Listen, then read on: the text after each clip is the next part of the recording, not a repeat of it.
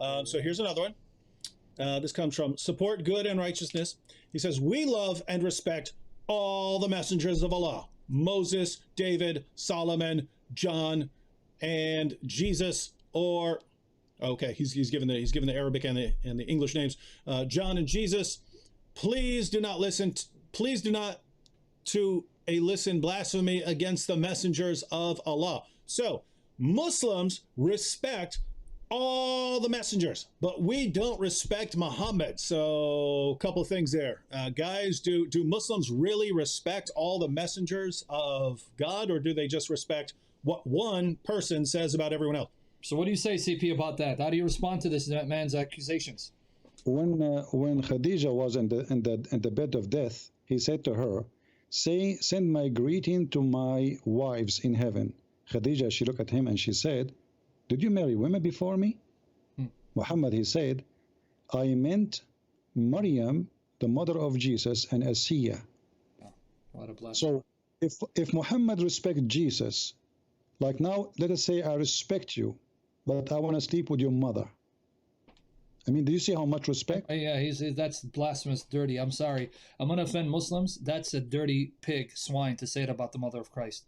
That's why burning in hell. So when you say such a statement, this is a lie. Muhammad, obviously, he have a mental illness. Yeah. So how, and not only people who was even long before him, he don't tell me that this was a mistake. Allah, he promised him, he married him, Maryam.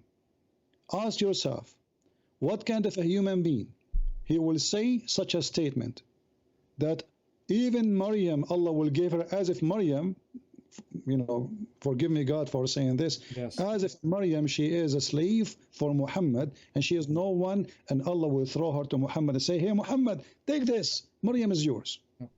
How disgusting. Yeah. So when you say to me, we respect Jesus, shame on you to lie. Exactly. In fact, he confirmed it further. Besides the fact of this blasphemy, that's why Muhammad deserves hell and he's under the feet of Jesus.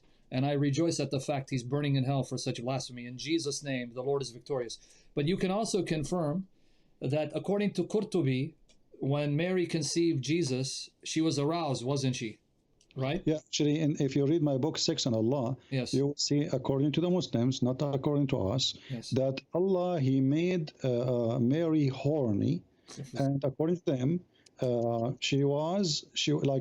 God, he put a sperm inside her. Wow. So when Allah, he arose her, that sperm moved.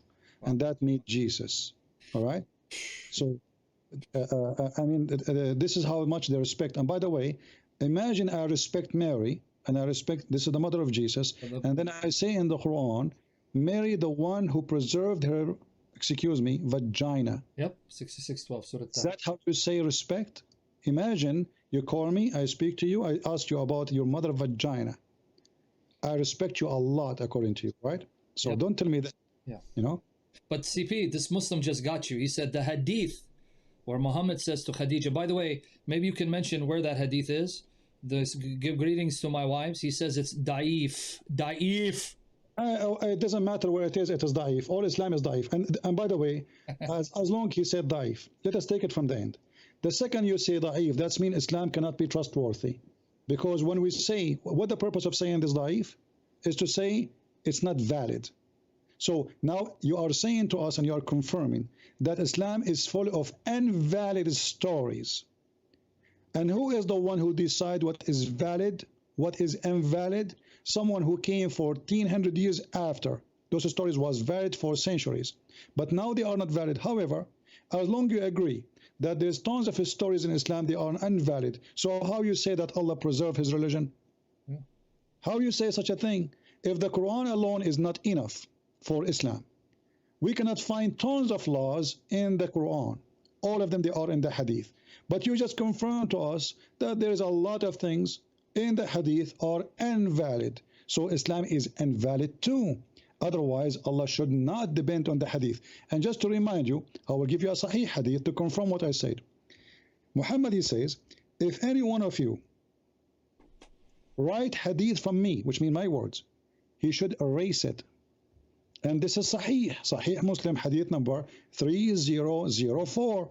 So, as long Muhammad said, and I will give the link to David if you like to. Yeah. I don't know if you can put it in the screen. I will put it in the chat. Here we go. Anyone who write a hadith said by me, erase it, efface it. Okay. Thank you. Yes. So now if we efface the hadith, all the hadith, and we keep only the Quran, how we can follow Islam? It's impossible.